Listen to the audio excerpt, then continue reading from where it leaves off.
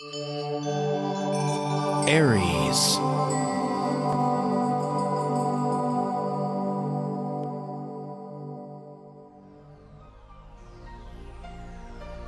So before we start off on your reading here for June, just a little news flash.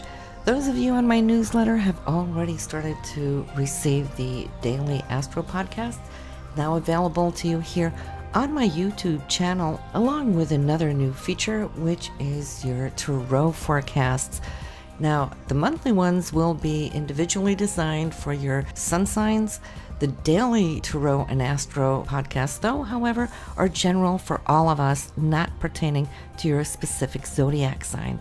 But the monthly Tarot will be just like the monthly astrological ones, where you can listen to your sun sign. I hope you'll enjoy, and I will be posting a link here on the video itself, also in the description down below for easy access for this new feed. Hello Aries, this is your forecast for June 2015, and we have a delightful month ahead, so you have a lot to look forward to. Last month you were more, should I say, crunching away at numbers, looking at your income and your financial situation and so forth. Now this month your focus is going to be more so on getting out and about in the short-term distances. Maybe just getting out of town for a weekend, or just a little day road trip or something that can actually serve as like a mini vacation. Just taking some time off is very revitalizing, so you want to think about that. But also communication stands really high on your list here this month, and you could do really well for those of you who are going to carry on some presentation or talks, or if there's anything written, needing to write a speech or whatever that is. The third house here is now crowded with the sun, the new moon, Mars here, and so for you it's like it's gathering things that you might have been thinking about for a while, but now bringing it out there, communicating it, those things that are weighing on your heart. It's also a great month for family and sharing time with them, as Venus now is cruising through your fourth house of home, family, your roots, your past. The fourth house is also who you are on the inside, whereas the sun is your essence, the rising sign is who you transmit out towards the world, but the fourth house is us. It's our past, what grounds us into the past. And so here Venus is all about love and the need to bond a little bit more, spend some more time with family members. Now some of you might even find yourselves out and about looking for and purchasing some new furniture, or doing some upgrades, or just moving your furniture around. Venus wants to beautify your home, and for those of you thinking about buying a new property, well, Venus is promising that will be really wonderful for you, because you're going to be attracting the right property. Jupiter this month is in your fifth house, as it has been for some time. So many of you Arians, you're expanding this area of your life for love and romance, and getting a lot more wind under your wings, and it's also self-expression. So you may find yourself now just coming out in a more of a happy-go-lucky way, what Jupiter actually inspires. And for those of you single, well, as long as Jupiter is here, this could be the time that you could find somebody in your life. You still have some time where Jupiter is going to be transiting until later this summer. So if you're single, keep your eyes on that horizon. And then here opens the door. Because last month, as we were looking into May, for those of you who hasn't listened to May yet, you will see that May was a whole series of back-to-back small challenges. Now, challenges in our life creates stress, but not all stress is bad stress. Sometimes it's good stress. We're dynamic, and so my May was more of pushing through, and this month, June, like I promised in May, that this month is good, because why? Those squares are now moving into positive aspects.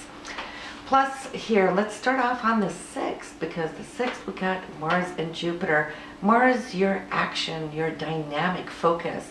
here is pairing up with Jupiter, which is really going to open the door for some perhaps new opportunity, or also it could be love for some of you, especially you females, as Mars represents the males in your life and Jupiter is in your 5th house for love. So this could be a great day. Plus, if it is somebody new in your life, well, Venus on the very same day is trining onto Saturn, which is actually promising that this could really very well be something that could develop into stable factor, give you some anchors into this relationship. And Venus is in your home area, Jupiter is in your love area, and Mars in your 3rd area. So communication about those things that are really important to you is going to take place. So beautiful way to start the month here. And then on the 8th, the Sun, which is you, your essence, is going to sextile on Jupiter.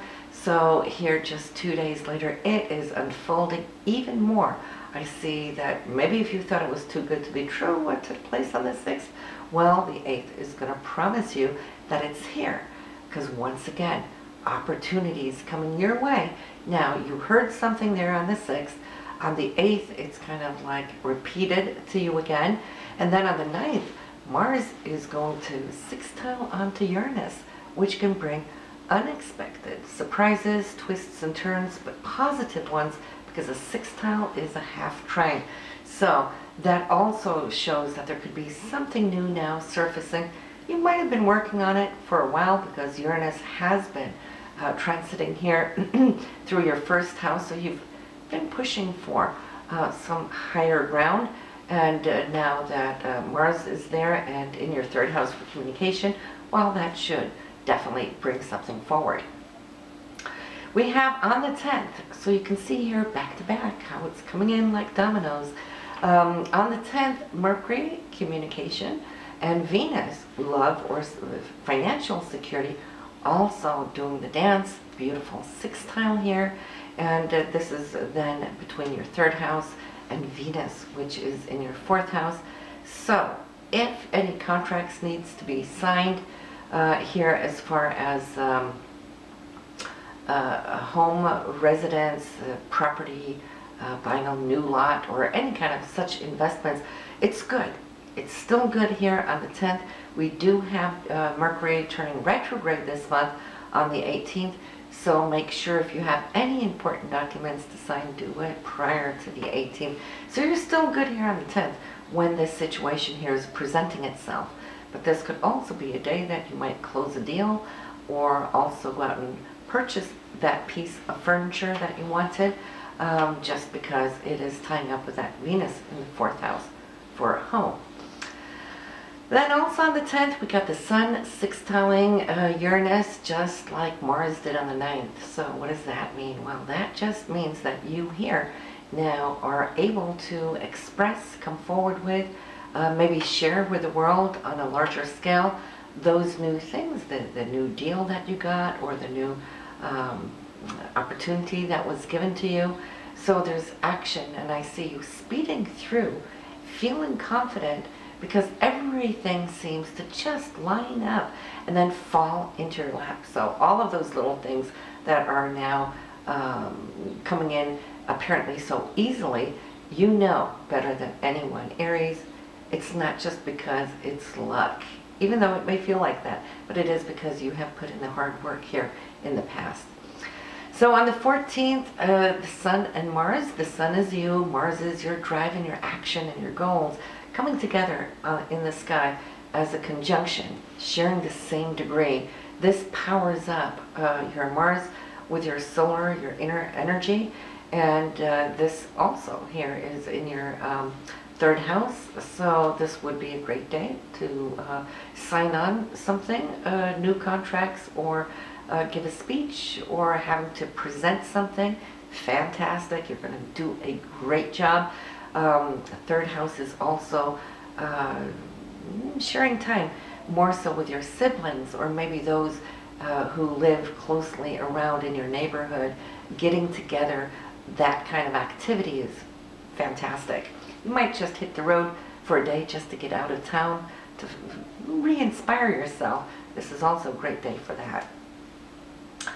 Then we have the 22nd, Jupiter, which is in your house of true love and also the businesses that you own. It's self-expression, it's creativity. Now pay attention and circle it in on your calendar, because Jupiter and Uranus together is going to expand upon something really exciting. It could be unexpected because it is Uranus, but it could also be something that you have been focused on and working towards, and then having it now come together with some great news. This whole week is going to be colored by this aspect, the 22nd to 29th, and then Venus is going to come in and take over that degree that Jupiter had, also trying to Uranus. And so somehow, some way, I feel that a star is born, and that star is you, because you are exuding all this energy out towards the world. Your Uranus is in that first house. That's like in your rising side, right? So those around you may just see that you are especially radiant this month. Aries, I know you normally always are because you have that great energy, but even more now this month. I love, love, love, love what I'm seeing for you. Now the new moon, this is going to be here on the 16th, 25 degrees in Gemini. Also your third house for communication and getting out and about, and it's the day that we put down our new intentions for the coming month and for the entire year, and the focus is about the third house qualities. So the intention should be, I will speak more openly, more freely, and allow my communication to touch those that cross my path. Anything in this nature, also allowing yourself a promise to travel and take more breaks from your hectic daily lives to revitalize. That should be your intentions. And then of course, it's this day that we write our abundance check to ourselves. Many of you have already started following it. For the rest of you, you will find that on my channel, how to write out that abundance check. So, a couple more things that we do want to focus in on here is Venus is here in Cancer until the 5th.